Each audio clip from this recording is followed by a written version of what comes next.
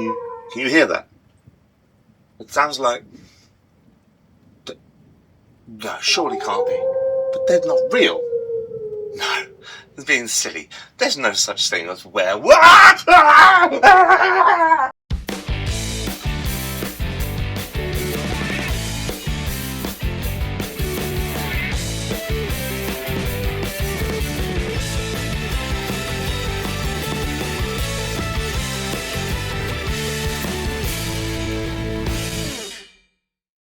Hi guys, welcome back to Planet Mithril. My name is Mithril and today I am howling at the moon in excitement as I'm bringing you my take on how to paint the Werewolves of Angmar.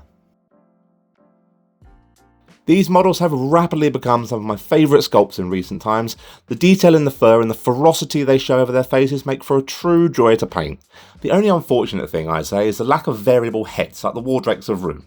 But with some small customisation you can make these two sculpts feel even more unique en masse. Now I'm going to go through a fairly standard way of painting the wolves, but remember, you can experiment with other tones, slightly darker, blonder, or even grey and white tones to break up your wolfy forces. I'll be working my wolf off of a black undercoat applied with Citadel Chaos Black Spray Primer. Don't forget to like and subscribe. Now without any further delay, let's get painting.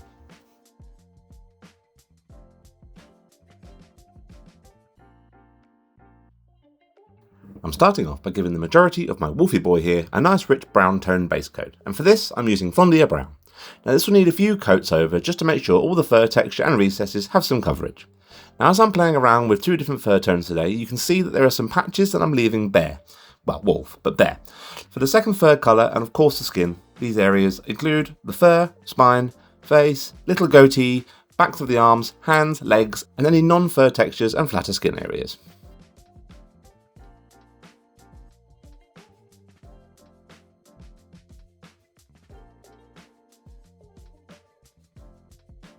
Now the remaining patches of fur that I haven't yet given a coat of brown, I'm going to be hitting with a 1-to-1 mix of Rhinox hide and Abaddon black. Now although I'm going to be shading and highlighting these areas pretty similarly, this slightly darker tone will just help break up the brown tones of the wolf's fur really well, and you can even get this in some recessed musculature if you want to enhance the shading and depth early on.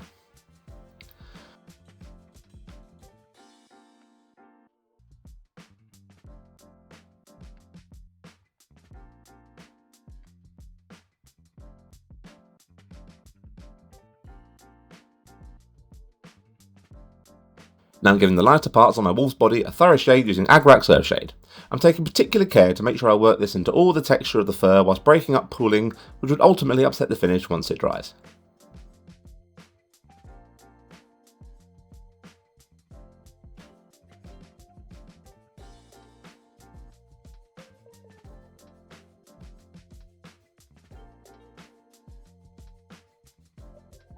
I'm now going over the darker sections of fur with a shade of Nuln Oil. Now I'm not being super liberal with this, but I'm also not too worried if this bleeds down onto the lighter fur sections, as this will just help strengthen the blend between the lighter and darker furs when dried.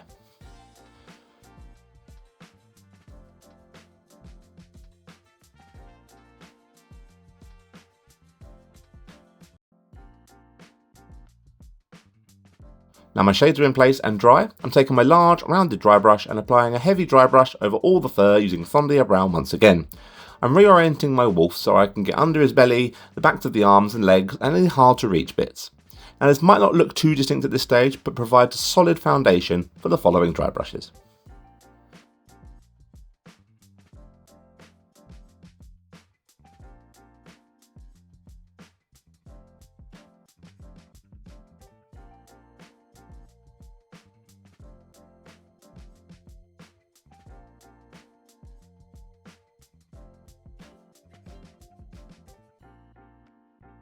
A second, still fairly liberal dry brush is now being applied using a 1-to-1 mix of Fondia Brown and Knight's Quest or Flesh. You can see how I'm focusing more on going against the grain and flow of the fur to try and get the best, most uniform and authentic coverage that I can.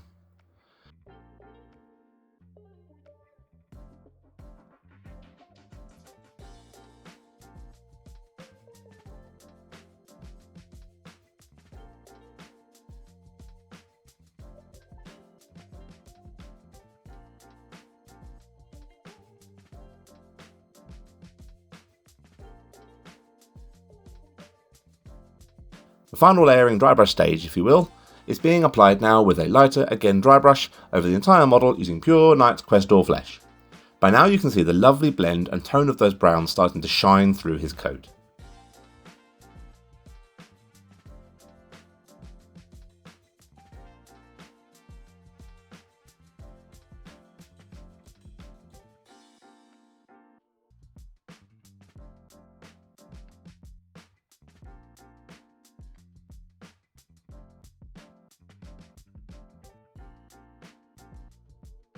A lighter highlight dry brush is now being applied over all the fur using a 1-to-1 mix of Thondia brown and Kislev flesh. You can add less Kislev flesh here if you find it too stark, that's totally up to you. You can see I'm being a little bit more directional with my brush strokes, instead of reorienting and changing brush direction to help reinforce the overall look of the fur.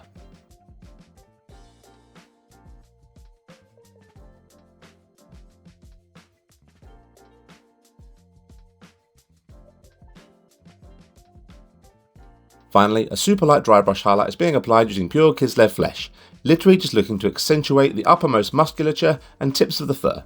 Again, keeping the consistent brushstroke direction and being as light as I possibly can.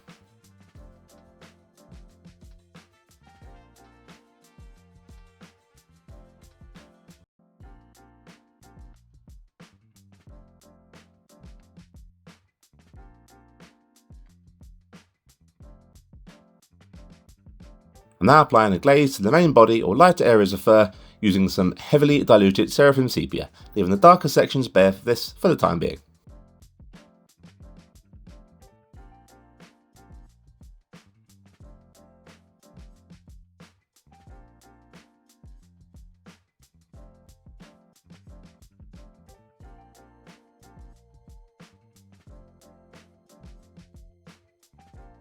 These darker sections in turn are now getting their own glaze, just to tone them down a little more to marry in with the base tones, this time using some heavily diluted Nuln oil.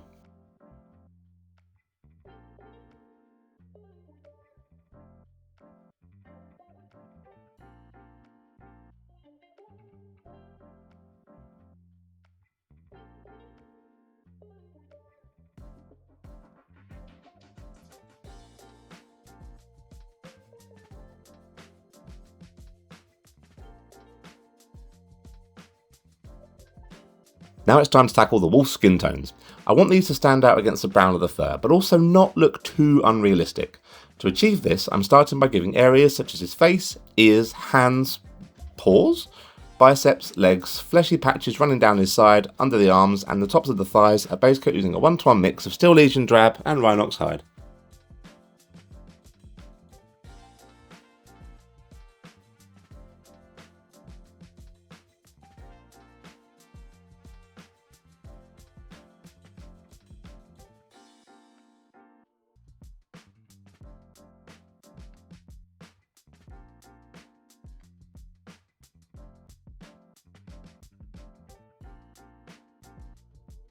I'm shading back the werewolf skin now using Agrax Earthshade.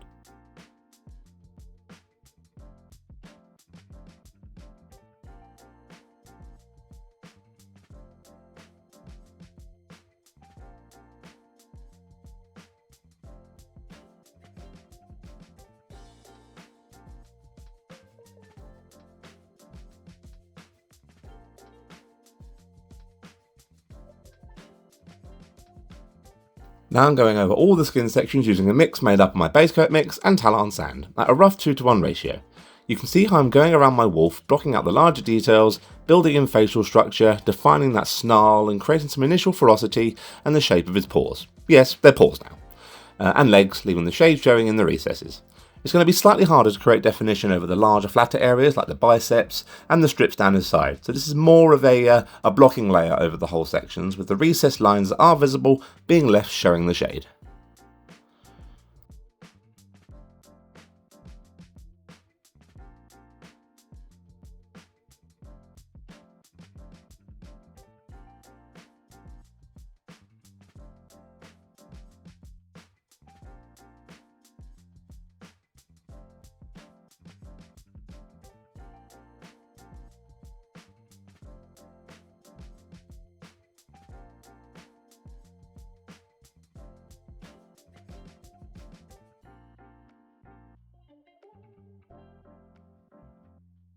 I'm now continuing to build up the skin tones of my werewolf by adding some Screaming Skull into my previous mix, starting at a rough 3:1 ratio in favour of the previous layer. You can see how you can start really pulling out some serious detail and ferocity from the wolf's face. That snarl bearing his teeth, and the sinewy musculature over the paws, particularly the hind legs. I've thinned this down slightly just to help keep my coverage smoother and more consistent as I go.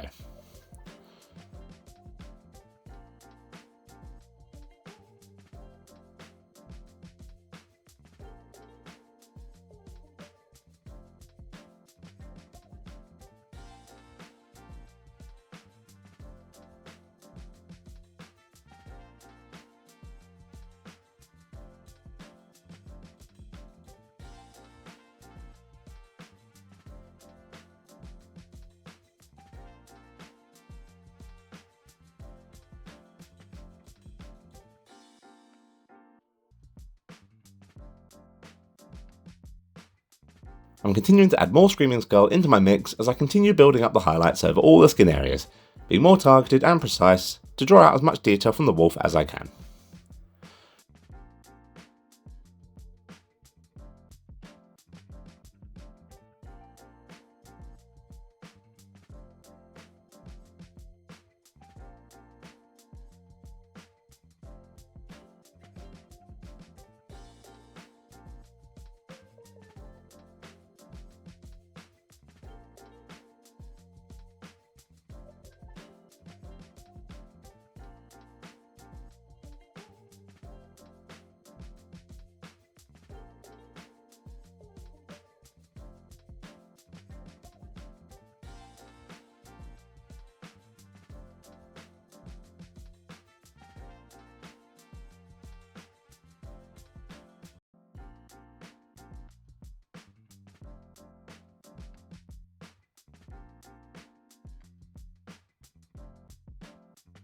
An edge highlight is now being applied to the skin using pure Screaming Skull.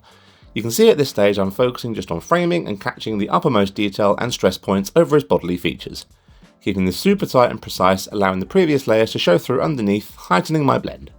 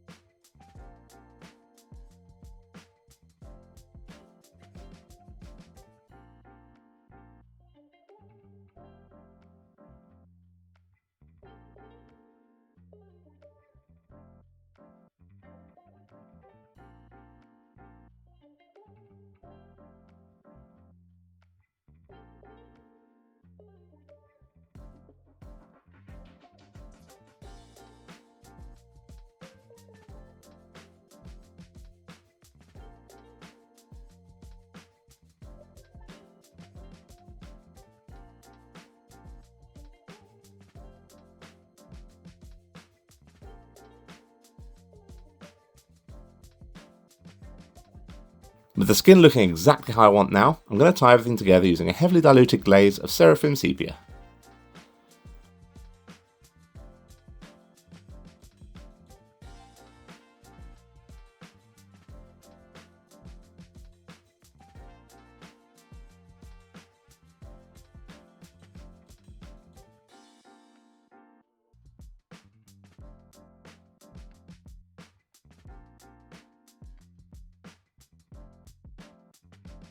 Any exposed gums, his tongue and the roof of the mouth, if visible, are now being hit with some Bugman's Glow.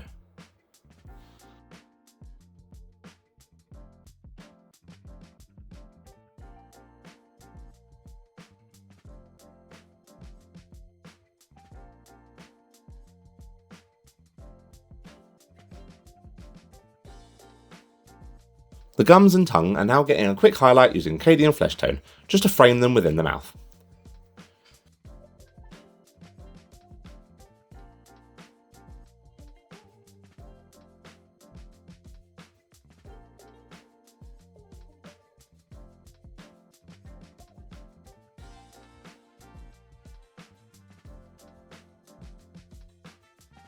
A quick shade is then being applied to the inner mouth area using Carroburg Crimson.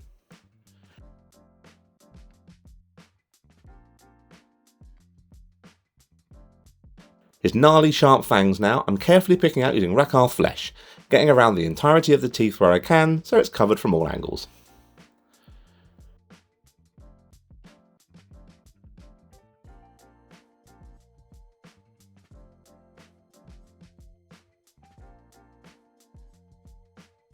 The outer of the fangs now being hit with a highlight using Screaming Skull, with any blemishes on the gum line being touched up with Bugman's Glow once again afterwards.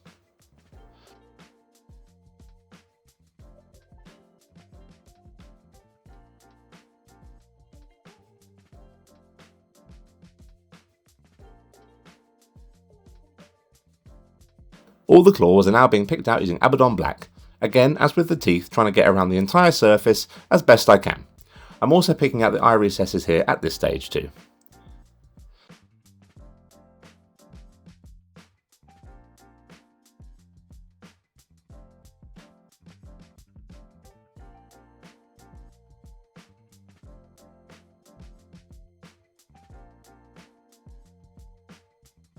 The claws are being given a coat with some gloss varnish. In this instance I'm using Citadel Argcoat Technical to give them a really nice shine.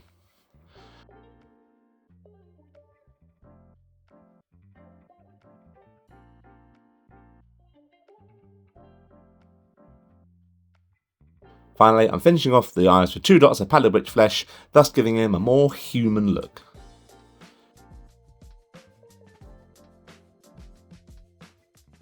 Finally, the rocks or ruins can be painted in any way you like.